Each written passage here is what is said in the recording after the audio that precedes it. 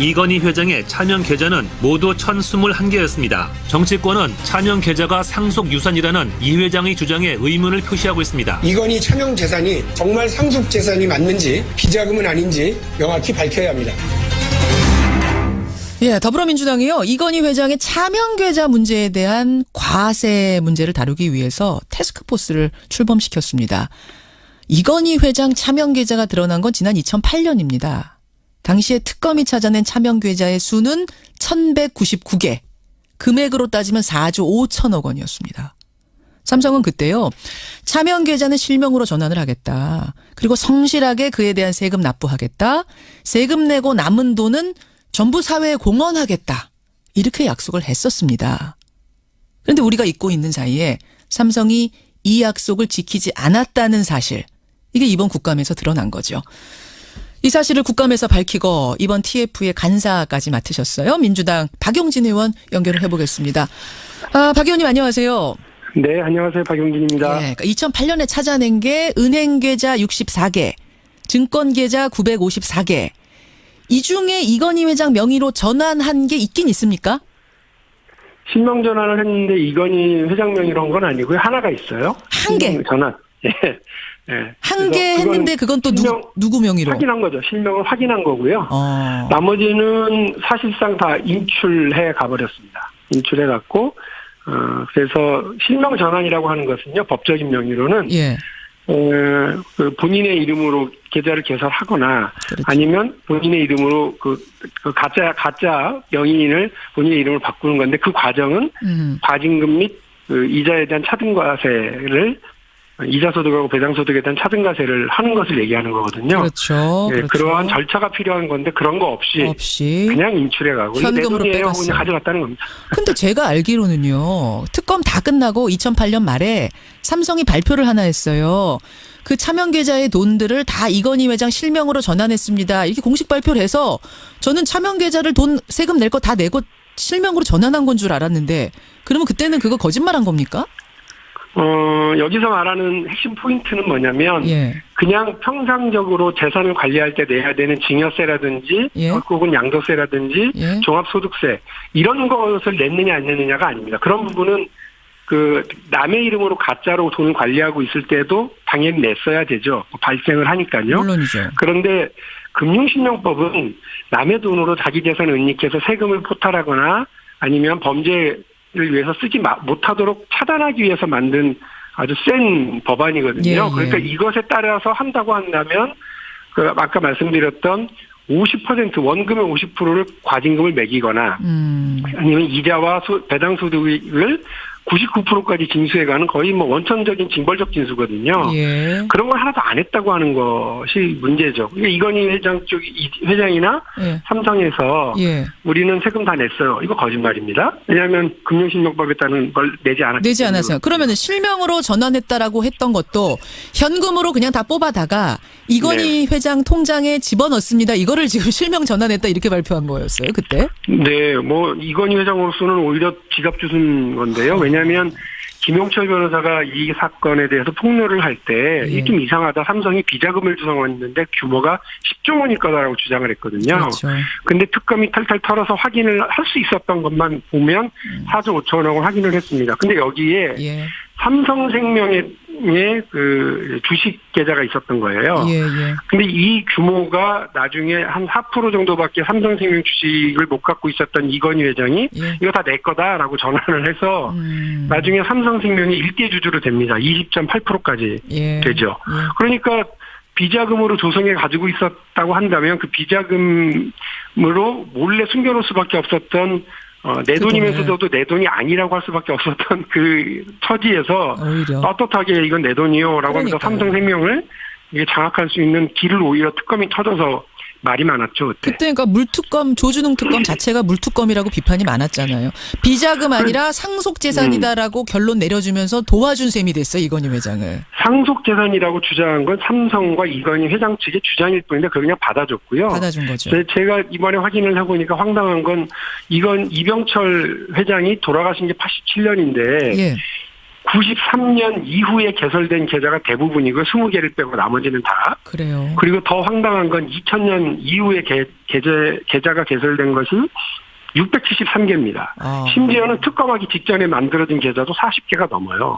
그러니까 이 얘기는 뭐냐면 이 돈이 과연 이병철 회장의 상속재산인 거냐. 그렇죠. 그걸 어떻게 그렇게 다 인정을 해줘 버렸느냐라고 하는 의문이 자연스럽게 생기죠. 그렇게 도와준 것도 감지덕지인데 그나마 네. 세금 내고선 실명 전환하시오라고 한 걸 지금 안 지켰다는 얘기잖아요.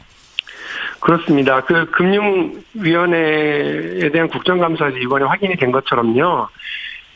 남의 이름으로 관리하고 있었다 하더라도 그 남의 이름이 마징가 제트나 마루치 아라치 같은 가상의 인물이거나 가짜가 아니면 된다는 거예요. 제가 우리 김현정 앵커의 돈을 제 이름으로 관리하고 있다 하더라도 그래서 그것 때문에 세금을 피하고 그거를 딴 일을 한다고 하더라도 박용진이 살아있는 사람이니까 괜찮다는 거예요. 괜찮다는 거죠. 이게 말이 안 되는 거죠. 마루치 아라치 것만 아니면은 박용진 이름으로 돼 있으면 괜찮다는 거예요. 김현정 돈이어도. 예, 그렇기 때문에 흔히 요즘 말이 많은 다스의 문제라든지 다른 대기업의 어떤 차명계좌 문제라든지 최순실의 숨겨놓은 재산 문제라든지 이런 것들이 혹시 알려지더라도요.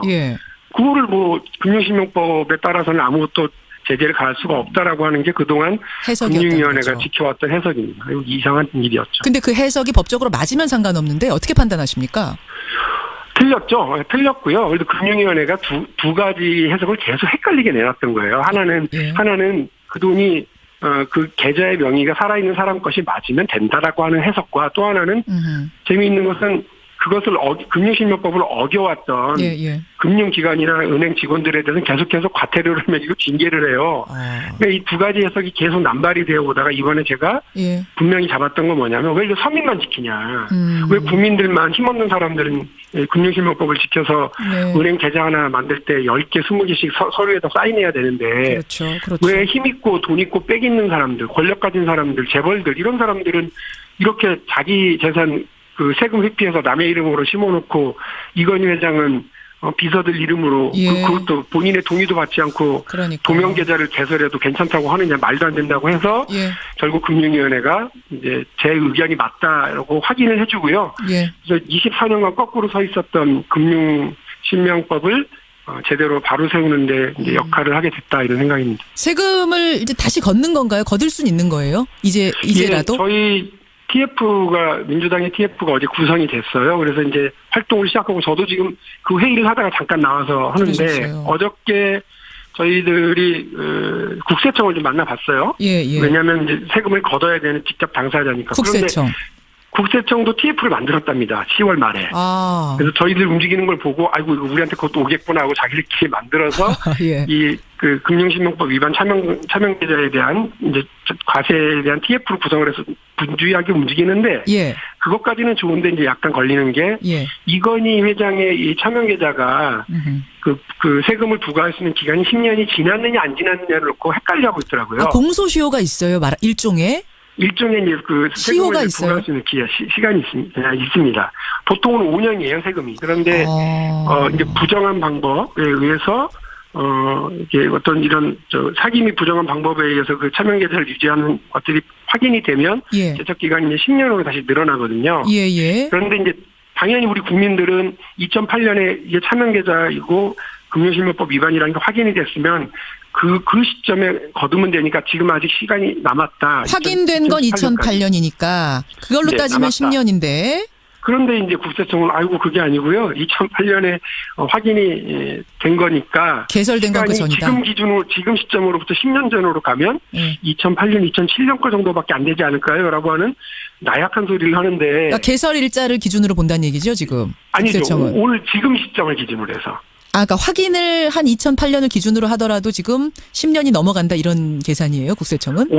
예를 들면 이제 오늘을 기준으로 해서 이렇게 보면 10년이 넘어가 버리기 때문에 이제 그 10년이 되는 시점이 2007년 기준이기 때문에 본인들은 그 부분에 대해서 이제 그 기간이 지난 거 아닌지에 아니, 대해서 고민하고 있고 2008년에 확인됐으면 지금 2017년이니까 아직 10년 안 된 거 아닌가요? 아슬아슬하게 그 안에 있는 거 아닌가요? 그렇습니다. 그러니까 그렇기 때문에 저희는 그 1199개의 모든 계좌에 대해서 부과를 해야 되는 것이 맞다고 하는 건데 예. 이제 국세청에서 어제 와서 보고한 건 엉뚱한 소리를 하는 거죠. 아니, 그러니까 오늘 시점을 알겠습니다. 기준으로 해서 예. 10년이라고 하는 거니까 그러면 말도 안 된다. 우리는 당신들 의견에 동의할 수 없다. 왜냐하면 두 가지인데 하나는 그 2008년에 이건희 회장이 다 자기 명의로 다 돈을 찾아가 버렸거든요. 알겠습니다. 빼가버렸어요. 예. 깡통 계좌에다가 그 과세하겠다는 건데 이런 꽝통 과세가 어디 있어? 이건 말이 안 되는 거고. 그래서 금융위원회에 차명 계좌에 대한 그 유권해석을 하나 넘었더니만 예. 산 넘어 산. 국세청이 이제는 또 그 엉뚱한 소리를 하고 있어서 또 국세청까지 걱정이 저희가 뭐 아주 집요하게 그 역할을 제대로 하라고 박용진 해야 될 의원님. 것 같습니다. 저는 어떻게 해서 10년이 그렇게 나오는지 아직도 계산이 안 돼. 아직도 제 계산으로는 1년이 남은 것 같은데 그 부분 정확히 해주시고요. 예. 시간이 예. 없지만 한 가지만 좀 더 여쭤야겠습니다. 네네. 그 전병헌 청와대 정무수석 전 보좌진 3명이 롯데홈쇼핑 재승인 로비 관련해서 구속이 된 상태예요. 네. 전병헌 수석의 뭐 소환이 임박했느니 아니니 전병헌 수석은 억울하다 얘기하고 있고 이렇게 혼란한 상황인데 박 의원께서는 어떤 입장이시고 지금 당 안의 분위기는 어떤 분위기인가요? 뭐 여러 가지 뭐 만감이 교차하는데 저로서는 제가 대변인을 할 때 원내대표로 모시기도 했고요. 지금도 그 국회 운영위 통해서 이제 거의 매일 최근 같은 경우는 매일 보다시피 하는데 예. 전병헌 수석이 이제 무고함을 주장을 하는 것에 대해서는 저는 믿습니다. 그래서 그 부분에 대해서 적극적으로 소명하고 검찰에서도 억울한 일이 발생하지 않도록 해야 된다고 하는 게 제 입장이고요. 예. 근데 다만 이제 걱정은 뭐냐면 전병헌 의원의 이런 주장과 무고함에 대해서 믿는 건 믿는 거지만 예. 이게 좀 당황스러운 게 만일에 검찰이 뭘 좀 확인해야 되겠다고 피의자 신분으로 소환을 하게 될 경우 예. 남아있는 건 이제 현직으로 그걸 소환을 갈 것이냐 검찰청으로 갈 것이냐 말 것이냐의 문제가 남아있다고 보거든요. 예. 저는 이전에도 뭐 이전 정부에서의 그 청와대 고위 관계자들이 만약에 가게 되면 그 현직 신분으로 갔었던 뭐 전례가 없다라고 하는 것 때문에도 그리고 대통령이나 정부에 부담을 주지 않기 위해서라도 전병헌 수석이 만일에 그런 상황이 된다 그러면 예. 현명한 정치적 판단을 하실 거라고 믿고 있습니다. 그러니까 본인이 지금 상당히 억울함을 뭐 논두렁식에 비유하면서 억울함을 표현하고 있는 상황이긴 합니다만 그렇다 하더라도 청와대에 부담을 주지 않기 위해서 소환이 결정된 소환 통보를 이제 본인은 먼저 받지 않겠습니까? 그 전에는 거취를 결정하시는 게 낫겠다라는 박용진 의원의 생각이자 당 분위기도 좀 그런 쪽이 많아요. 제가 당 분위기까지 어떻게 전달하겠습니까만은 어쨌든 이게 지금 답답한 게 뭐냐면 현직 신분으로 가서 만일에 무고함이 확인되더라도 검찰이 정치적 수사였다라고 해서 야당이 가만두지 않을 거고요. 또 만일에 현직 신분으로 뭐 이렇게 구속이 되거나 혐의가 확인돼 버리면 대통령과 정부에 엄청난 부담이 되기 때문에 저는 이리되든 저리되든 뭐 그 전병헌 수석이 본인의 무고함을 확실하게 하기 위해서라도 그런 상황이 되었을 때 된다면 그런 상황이 된다면 정치적인 어떤 판단을 하실 수밖에 없을 거다 이렇게 생각합니다. 여기까지 말씀 듣겠습니다. 고맙습니다. 네. 더불어민주당 박용진 의원이었습니다. 이 얘기는 뭐냐면 이 돈이 과연 이병철 회장의 상속재산인 거냐. 그렇죠. 그걸 어떻게 그렇게 다 인정을 해줘 버렸느냐라고 하는 의문이 자연스럽게 생기죠. 그렇게 도와준 것도 감지덕지인데 그나마 세금 내고선 실명 전환하시오라고 한 걸 지금 안 지켰다는 얘기잖아요. 그렇습니다. 그 금융위원회에 대한 국정감사에서 이번에 확인이 된 것처럼요.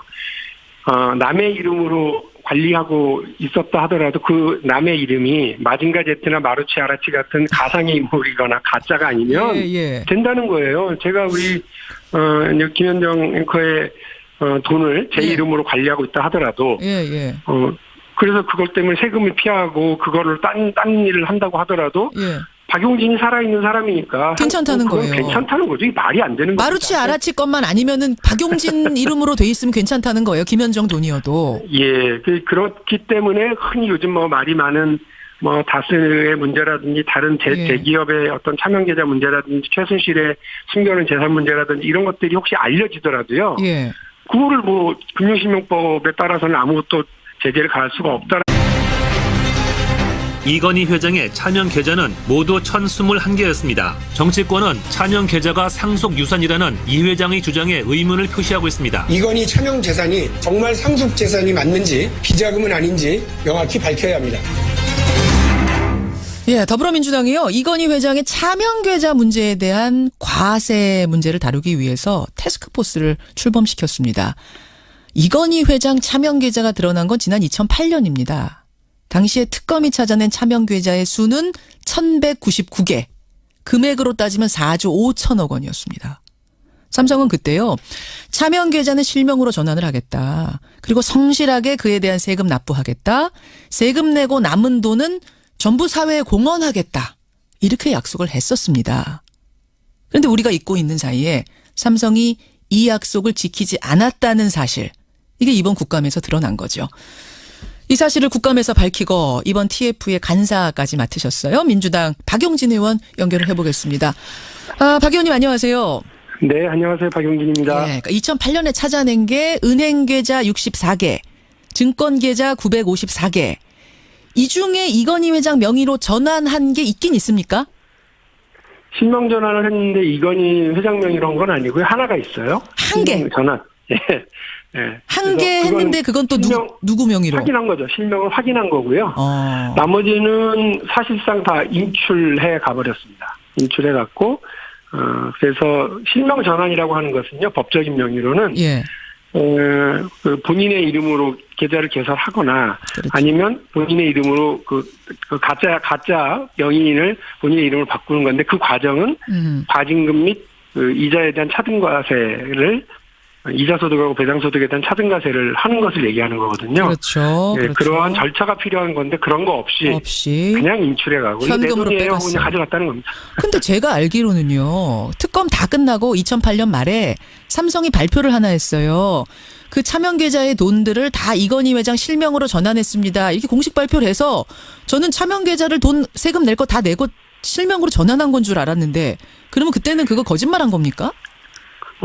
여기서 말하는 핵심 포인트는 뭐냐면, 예. 그냥 평상적으로 재산을 관리할 때 내야 되는 증여세라든지, 예. 혹은 양도세라든지, 예. 종합소득세, 이런 것을 냈느냐 안 냈느냐가 아닙니다. 그런 부분은 남의 이름으로 가짜로 돈을 관리하고 있을 때도 당연히 냈어야 되죠. 발생을 하니까요. 물론이죠. 그런데 금융실명법은 남의 돈으로 자기 재산을 은닉해서 세금을 포탈하거나 아니면 범죄 를 위해서 쓰지 못하도록 차단하기 위해서 만든 아주 센 법안이거든요. 예, 예. 그러니까 이것에 따라서 한다고 한다면 아까 말씀드렸던 50% 원금의 50%를 과징금을 매기거나 아니면 이자와 배당소득을 99%까지 징수해가는 거의 뭐 원천적인 징벌적 징수거든요. 예. 그런 걸 하나도 안 했다고 하는 것이 문제죠. 그러니까 이건희 회장 쪽 회장이나 예. 삼성에서 예. 우리는 세금 다 냈어요. 이거 거짓말입니다. 왜냐하면 금융실명법에 따른 걸 내지 않았기 내지 않았어요. 그러면 실명으로 전환했다라고 했던 것도